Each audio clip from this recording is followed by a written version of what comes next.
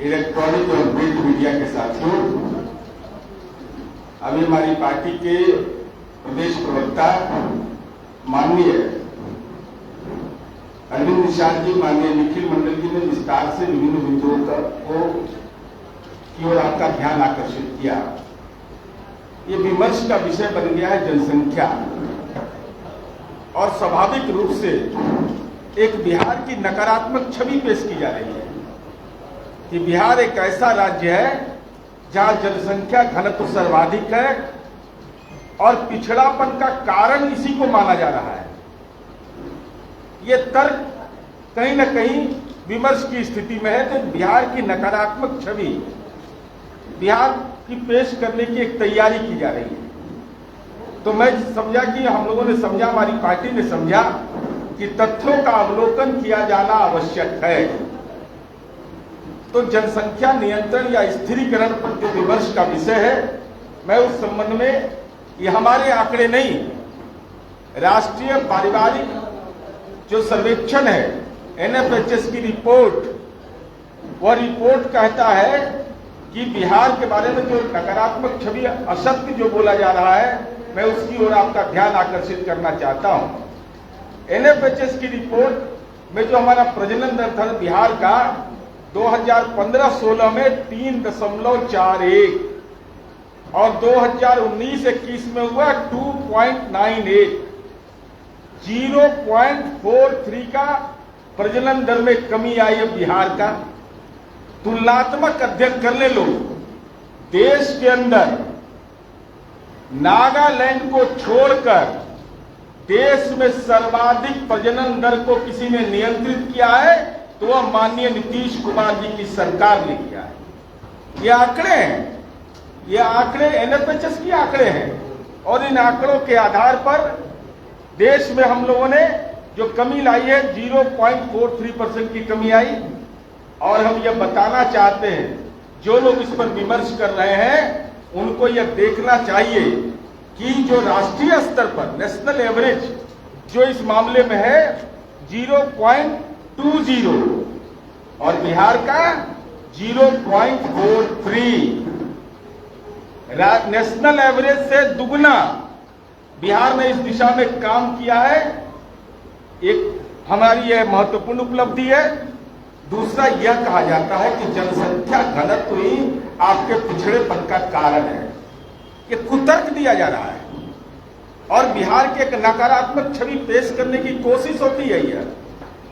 तो मैं उनसे सवाल ये पूछना चाहता हूं कि देश के अंदर में बिहार, बंगाल और केरला, ये 3 महत्वपूर्ण राज्य हैं जिनका जनसंख्या घनत्व सर्वाधिक माना जाता है।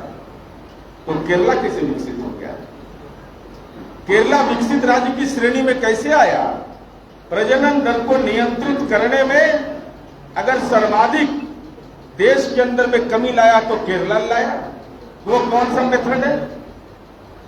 ये सवाल बड़ा महत्वपूर्ण है, क्योंकि जनसंख्या घनत्व ही अगर पिछड़ापन का कारण है और यह कहा जाए क्षेत्रफल का घनत्व कि प्रजनन दर ज्यादा है, इसके चलते यह काम हो रहा है, तो बिहार की एक नकारात्मक छवि पेश की जाती है। तो हमारा सवाल उनसे है कि बिहार, बंगाल और केरला 3 राज्य का जनसंख्या घनत्व ज्यादा है, लेकिन केरला ने प्रजनन दर को कैसे सबसे कम देश में नियंत्रित किया, सबसे अच्छे ढंग से नियंत्रित किया है और विकसित राज्य की श्रेणी में है। तो ये कुतर्क कहीं से न्याय संगत नहीं है और ये बिहार की नकारात्मक छवि इससे बनती है। दूसरा सवाल यह भी कहा जाता है कि दुनिया के अंदर विमर्श हो रहा है इस पर। एक माओवादी मॉडल है और चाइना का मॉडल है जिसकी चर्चा माननीय निखिल मंडल जी ने किया। अब वहां क्या क्या विमर्श की स्थिति है मीडिया के सारे साथियों को मालूम है। और दूसरा मॉडल है दुनिया के अंदर में बांग्लादेश का। चूंकि इलेक्ट्रॉनिक और प्रिंट मीडिया के सम्मानित साथी हैं, तो इसलिए 50 वर्ष का आंकड़े निकाल करके आप देख लीजिए। दुनिया के अंदर में बांग्लादेश एक ऐसा देश है जिसने अपने प्रजनन दर को और जनसंख्या को कैसे नियंत्रित किया है। लगातार उसमें कमी आई है और उस मॉडल क्या था वह मॉडल था जन जागरूकता का, शिक्षा का, स्वास्थ्य का, कैसे उसको हम एजुकेशनली इंप्रूव करें। और यह हम बताना चाहते हैं कि दुनिया का टॉप 10 जो देश है जहां मुस्लिम बहुल्य आबादी है, वो देश है Kuwait, Bangladesh, Algeria, Tunisia, Morocco और ईरान। यहां पर सर्वाधिक जनसंख्या का दर नियंत्रित हुआ है। दुनिया के 10 देश में 6 देश ऐसे हैं जहां मुस्लिम धर्म, इस्लाम धर्म मानने वाले लोग हैं और उन लोगों ने जनसंख्या दर को नियंत्रित किया है। और एक माओवादी मॉडल है, तुगलकी फरमान चला था वहां कि अगर आपको 2 से अधिक बच्चे होंगे, 1 से अधिक बच्चे होंगे तो आपको सरकारी सुविधाओं से महरूम कर दिया जाएगा, आपको प्राथमिकता नहीं दी जाएगी। आज चाइना का और ब्राजील का क्या हालात हो गया, उनको अपने पॉपुलेशन नीति में बदलाव करना पड़ा है। और इतिहास गवाह इस देश का है। भारतवर्ष को ही आप उदाहरण मानिए। भारतवर्ष में 1976 में पॉपुलेशन कंट्रोल कमीशन बनाया गया। देश के पूर्व प्रधानमंत्री इंदिरा गांधी जी जब देश की प्रधानमंत्री थी उस समय बनाया गया। और परिवार नियोजन के बारे में जो राजनीतिक जनादेश आया वो कांग्रेस पार्टी के खिलाफ गया कि नहीं, ये तो कटु सच्चाई है।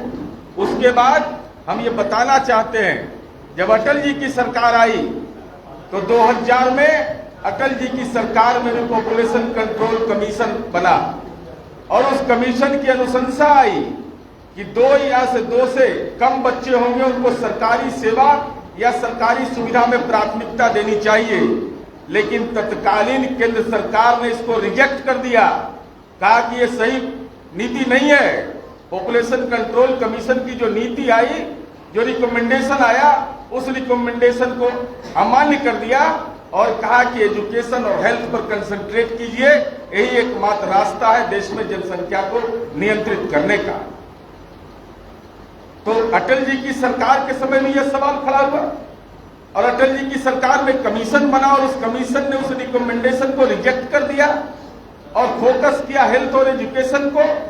और हम ये बताना चाहते हैं, जो लोग ये ढंग का तर्क देते हैं, हम उनको आईना दिखाना चाहते हैं कि 1989 से जो केंद्र सरकार के कर्मी थे उनके बारे में एक सर्कुलर जारी किया गया और वह सर्कुलर कहा गया में क्या कहा गया कि वैसे परिवार जिनके सरकारी कर्मी अगर 2 बच्चे हैं और उन्होंने परिवार नियोजन की सुविधा ले ली है तो उसको स्पेशल सहायता दिया जाएगा। 1989 में यह पॉलिसी तय हुआ और 2017 में इस पॉलिसी को बंद कर दिया गया। 7th पे कमीशन की रिपोर्ट आई, 7वां वेतन आयोग की जब रिपोर्ट आई तो 2017 में वैसे सरकारी कर्मी जिनको 2 बच्चे हैं उन्होंने परिवार नियोजन की सुविधा ले ली है, कहा गया कि आपको कोई इंक्रीमेंट नहीं दिया जाएगा, कोई विशेष सहायता नहीं दी जाएगी। इसका मतलब क्या होगा? इसका मतलब साफ तौर पर हुआ ना कि केंद्र सरकार ने यह कबूल कर लिया कि जो जनसंख्या नियंत्रण की नीति है उस नीति के तहत जो सुविधा हम दे रहे थे वह सुविधा की अब जरूरत नहीं है। ये केंद्र सरकार ने 2017 में फैसला लिया है। इसलिए ये बड़ा ही महत्वपूर्ण विषय है कि जो सुविधा मिल रही थी उससे वंचित कर दिया गया। तो इसका मतलब पर सबसे केंद्र सरकार ने ये मान लिया और 7th पे कमीशन का जो रिपोर्ट होता है उसके आधार पर स्टेट भी अपना पॉलिसी डिसाइड करता है देश के अंदर में। और मैं इसलिए इस बात की चर्चा कर रहा हूं कि केंद्र सरकार ने यह महसूस किया कि अब जब जागरूकता बढ़ गई है तो यह विशेष सहायता की सुविधा बंद कर दी जाए। अब यह एक समाज के अंदर में एक विषाक्त वातावरण बनाया जाता है कि मुसलमान की आबादी बहुत बढ़ गई है। ये भ्रम का बादल समाज के अंदर में तनाव पैदा करने वाले अपरोक्ष रूप से ऐसी खतरनाक कोशिश करते हैं। तो हम बताना चाहते हैं, हम नहीं कह रहे हैं, नेशनल फैमिली हेल्थ सर्वे की रिपोर्ट 1992 जरा हिंदू और मुसलमान के बीच के फर्टिलिटी रेट को देख लीजिए 1.10, और 2019-21 का रिपोर्ट निकाल करके लोग देख ले कि उसके बीच का अंतर है 0.36। इसका मतलब क्या हुआ?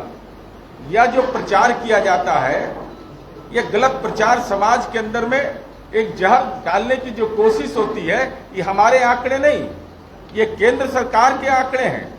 नेशनल फैमिली हेल्थ सर्वे की रिपोर्ट यह कहता है कि इसमें कमी आई है, और पूरे देश में 1992 से लेकर 2021 के दौरान जो प्रजनन दर घटाने के मामले में मुसलमानों का, जो मुस्लिमों का दर है, हिंदुओं के दर से 0.74 अधिक है। ये जो एक टारगेट फिक्स किया जाता है समाज के अंदर वातावरण बनाने का, ये केंद्र सरकार की रिपोर्ट करती है। अब सलाह क्या दिया जा रहा है? सलाह यह अपरोक्ष रूप से दिया जा रहा है कि वो जो माओवादी मॉडल है, जिसके अंदर ये कहा गया कि जो 1 बच्चे रहे, 2 बच्चे रहे, उनको सरकारी सेवा में प्राथमिकता दो, उनको जो सुविधा प्राप्त है उस सुविधा से उनको मरहूम करो। हिंदुस्तान का मैं पूरे डाटा के साथ आपको भेज भी दूंगा, सारे प्रेस मीडिया के साथियों को डाटा इंडेक्स भी मैं भेज दूंगा। अब राइट टू एजुकेशन किसी की कृपा से है क्या? भाई, राइट टू एजुकेशन, जो शिक्षा का अधिकार मिला है लंबे जद्दोजहद के बाद, समाज के जो दलित, समाज के अल्पसंख्यक तबके, समाज के कमजोर तबके के जो लोग हैं, शिक्षा का अधिकार का उनको कानून का हक मिला। तो ऐसी स्थिति में यह कहना कि भाई जिनको 1 या 2 से ज्यादा बच्चे निजी विद्यालय के अंदर में, उनको प्राथमिकता दीजिए।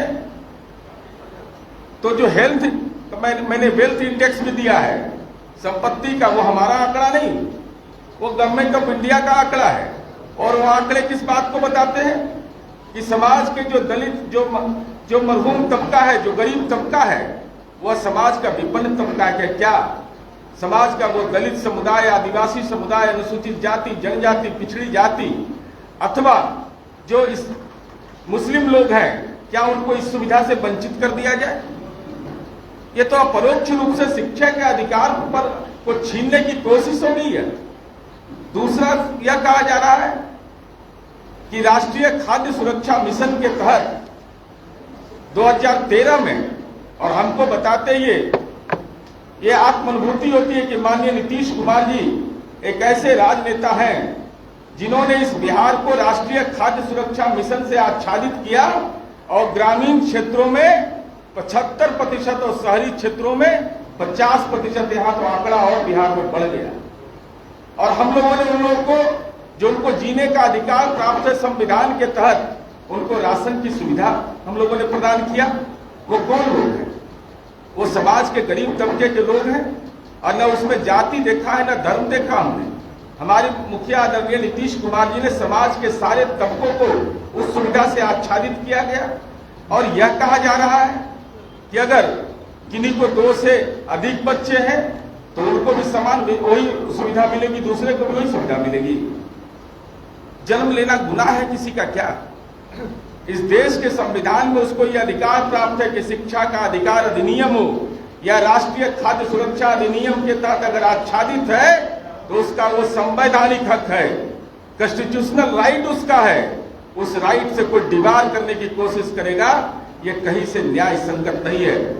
इसलिए हम यह कहना चाहते हैं कि माननीय नीतीश कुमार जी ने जो आंकड़े बताते हैं, ये आंकड़े आईने की तरह साफ है कि माननीय नीतीश कुमार जी ने अपने शासन काल में जो अभी 5 वर्ष का रिकॉर्ड निकाल के देख ले प्रजनन दर के मामले में, देश के अंदर में हम नागालैंड के बाद सर्वाधिक हमने इसको नियंत्रित किया। राष्ट्रीय औसत से हम आगे हैं। तो हमारी समझ यह सीधे तौर पर है, और दुनिया के अंदर यही मान्य फॉर्मूला है, चाहे वो बांग्लादेश से ही विभिन्न हम मुस्लिम धर्म मानने वाले देशों का मैंने बताया कि जहां ज्यादा बहुतायत में है वहां जनसंख्या नियंत्रण की कौन सा काम किया गया। इसके लिए शिक्षा, जागरूकता, गरीबी की रेखा को, गरीबी को कैसे नियंत्रित करें, उसका ह्यूमन इंडेक्स कैसे डेवलप करें, इस फॉर्मूले पर जब काम किया गया तो उसके बेहतर नतीजे आए। लेकिन माओवादी फॉर्मूला जो चाइना का हुआ या ब्राजील के अंदर जो जबरदस्ती करने की कोशिश की गई, या इंदिरा जी के समय जो जबरदस्ती करने की कोशिश की गई, थोपने की कोशिश की गई, उसको लोगों ने अमान्य कर दिया। इसलिए हम ये समझते हैं कि माननीय नीतीश कुमार जी, और हम ये बार बार कहते हैं, ये नकारात्मक छवि बिहार का नहीं बनना चाहिए। बिहारी किसी पर बोझ नहीं है, बिहार के लोग बोझ उठाने वाले लोग होते हैं। तो बिहार का जो जनसंख्या घनत्व है या बिहार का जो क्षेत्रफल, ये हमारी पूंजी। इसी बिहार में के बारे में कहा जाता था कि बोझ है, यहाँ बिहार में विकास की पटकथा लिखी नहीं जा सकती है, लेकिन माननीय नीतीश कुमार जी ने उसको करके दिखाया। इसलिए हम ये समझते हैं कि नेशनल फैमिली हेल्थ सर्वे की रिपोर्ट का बिंदुवार अवलोकन कर लेना चाहिए और यह देखना चाहिए कि नीतीश कुमार जी का मॉडल कैसे देश के अंदर सर्वश्रेष्ठ है, और इस सर्वश्रेष्ठ मॉडल को अगर आप प्रयोग में लाइएगा तो निश्चित रूप से जो जनसंख्या स्थिरीकरण की जो कोशिश है, वह कोशिश और बहुत मेरे तरीके से सफल होगी, यही हमको कहना था। धन्यवाद। तो जैसा आपने कहा, समाज में आपकी दुष्प्रचार कौन चला रहा, क्या आपका निशाना बीजेपी पे? नहीं, मेरा किसी राजनीतिक दल पर नहीं है। मैंने यह कहा कि ये विमर्श का विषय मैं देखते रहता हूँ, सोशल मीडिया से लेकर जगह हमारी पार्टी के प्रवक्ताओं ने यह महसूस किया, कहा कि भाई ये जनसंख्या नियंत्रण बिहार की एक नकारात्मक छवि बार बार पेश की जाती है कि यहाँ बोझ आ जाते हैं, आदमी जाते हैं। मेरा क्षेत्र पर हमने उदाहरण देकर बता दिया कि भाई जनसंख्या घनत्व तो केरला में भी है, देश के 3 राज्यों के अंदर है, उसमें बिहार भी है। तो इसी बिहार की छवि क्या थी, तो आज कैसे नियंत्रित, केरला कैसे नियंत्रित कर लिया? इसलिए अगर इसको नियंत्रित करना है तो माननीय नीतीश कुमार जी का जो मेथोडोलॉजी है, और वो आंकड़े भी इस बात को पुष्ट कर रहे हैं कि हम राष्ट्रीय स्तर, राष्ट्रीय औसत से भी हम बेहतर कर रहे हैं, दुगना हमारा सफलता का दर है। यही काम महत्वपूर्ण होता है। नहीं, आज का विषय केवल है जनसंख्या स्थिरीकरण और नियंत्रण पर हम लोगों ने प्रेस कॉन्फ्रेंस किया। इसके अलावा आज का कोई मुद्दा नहीं।